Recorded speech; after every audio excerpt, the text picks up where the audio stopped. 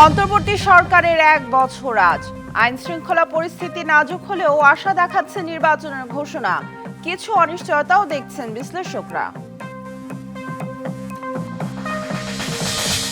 ১ বছরে অন্তর্বর্তী সরকারের কাজের অগ্রগতি আশানুরূপ নয় বলছেন রাজনীতিকরা। সংস্কার নিয়ে আলোচনা শেষ হলেও বাস্তবায়নে আছে বড় চ্যালেঞ্জ। ১ বছরেও ফেরানো যায়নি ব্যবসার পরিবেশ, শূন্যের কোটায় বিনিয়োগ, কাঙ্ক্ষিত মাত্রায় সৃষ্টি হয়নি নতুন কর্মসংস্থান, এখনো অধরা জন আকাঙ্ক্ষা।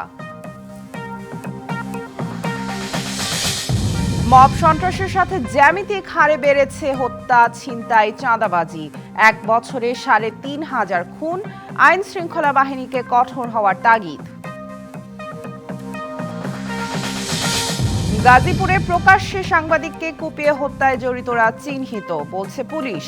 সর্বোচ্চ শাস্তির দাবিতে ঢাবি শিক্ষার্থীদের বিক্ষোভ। এবং গাজা পুরোপুরি দখলে নিতে নেতানিয়াহুর পরিকল্পনায় অনুমোদন দিল ইসরায়েলের মন্ত্রিসভা।